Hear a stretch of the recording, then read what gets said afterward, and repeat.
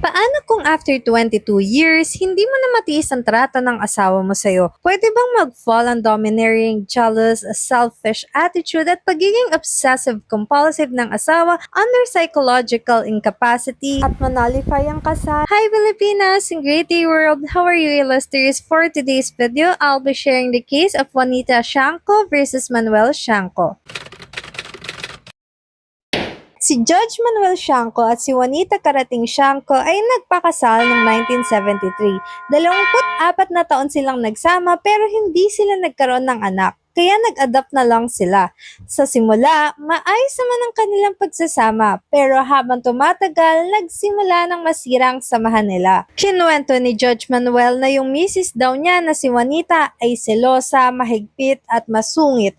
Palagi din nagrereklamo tungkol sa halos lahat ng bagay at sa lahat ng tao na may kinalaman sa kanya. Pati na ang mga matatandang magulang niya at even sa mga staff sa opisina niya. Naalala niya din nung na-appoint siyang judge in 1995, hindi siya nakapag-celebrate sa appointment niya dahil hindi siya pinayagan ni Juanita dahil daw sa kakulangan ng pera. Pero sa Juanita daw ay napakagalante pagdating sa celebration ng Paris priest nila. Wala rin daw itong respeto o pagpapahalaga sa posisyon niya bilang judge ng municipal trial court. Wala rin itong pakialam sa career or professional growth niya kasi ni minsan ay hindi siya sinuportahan o binigyan ng moral support and encouragement. Ayon pa sa kanya, yung psychological incapacity daw ni Juanita ay nagsimula pa bago sila ikasal na nag-ugat daw sa matinding sama ng loob at pagiging vindictive dahil sa pakiramdam niya hindi siya minahal o pinahalagahan ng mga magulang niya noong bata pa siya. Dagdag pa niya, ang ganitong kondisyon daw ay permanente at hindi na magagamot at kahit subukang gamutin, mangangailangan ito ng oras at gastos na lampas sa emotional at physical capacity nilang mag-asawa. Sa kabila ng lahat, tiniis daw niyang walang pagmamahal ang pagsasama nila sa loob ng 22 taon. Kaya napagdesisyonan na ni Judge Manuel na magsampa ng petition for declaration of nullity of marriage on the ground of psychological incapacity of his wife, Juanita. Pero si Juanita, ayaw pumayag. Hindi daw siya psychologically incapacitated. Sinabi ni Juanita na yung asawa niya ay may extramarital affair dahil gusto daw nitong magkaanak.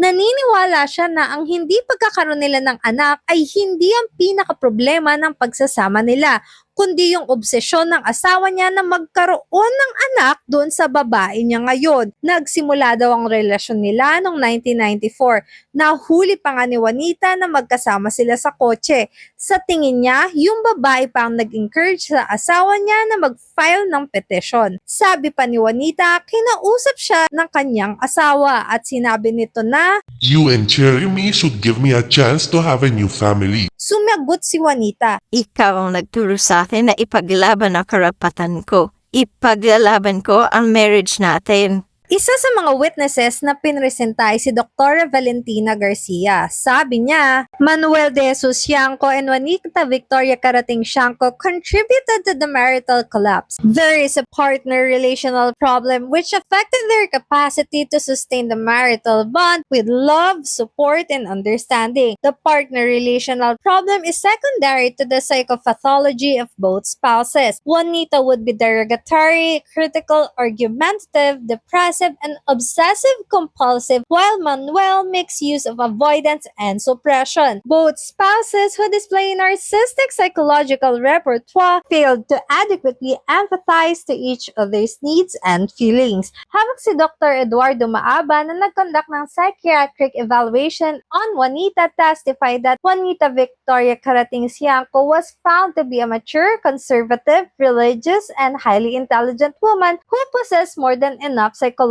potentials for a mutually satisfying long-term heterosexual relationship. Super ego is strong and she is respectful of traditional institutions of society like the institution of marriage. Finally, she is reality-oriented and therefore capable of rendering fair and sound decision. In summary, the psychiatric evaluation found the respondent to be psychologically capacitated to comply with the basic and essential obligations of marriage. On January 31, 2001, dininay ng trial court ang petition ni Manuel for declaration of nullity of marriage to petitioner Juanita.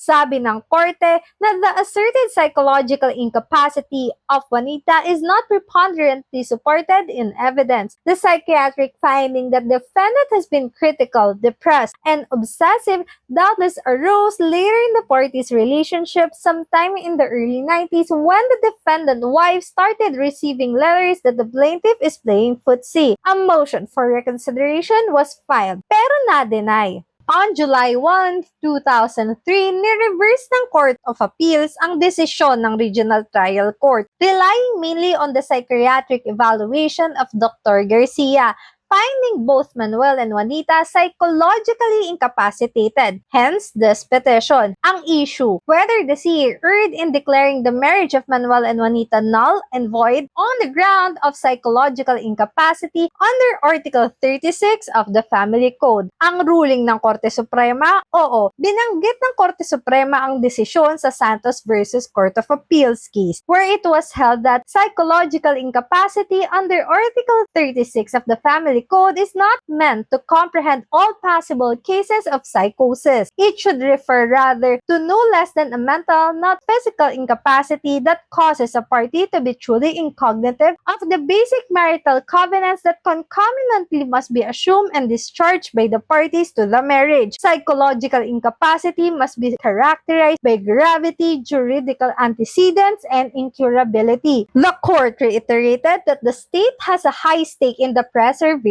of marriage dahil kinikilala nito ang kabanalan ng buhay mag-asawa at ang tungkulin nitong protektahan at palakasin ng pamilya bilang basic autonomous social institution. Any doubts should be resolved in favor of the existence and continuation of the marriage and against its dissolution and nullity. When it comes to the psychological incapacity of Juanita, the presumption is always in favor of the validity of marriage or semper presumitur pro matrimonio.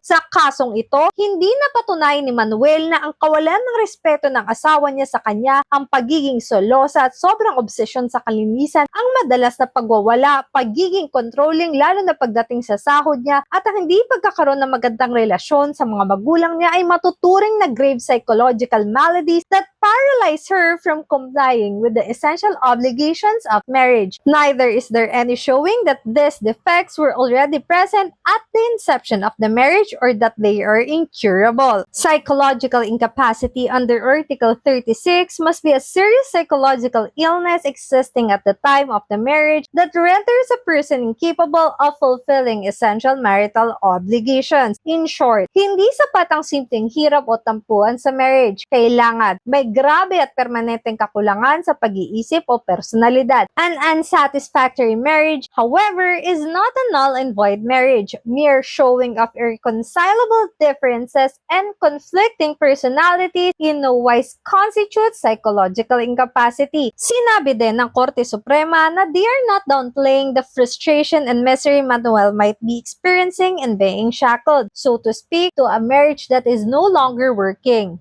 Regrettably, there are situations like this one where neither law nor society can provide the specific answers to every individual problem. Therefore, ang kasal nila Manuel at Juanita ay mananatiling valid. Yun lang, listeners. Thank you for watching. Please like, share, and subscribe. Laters!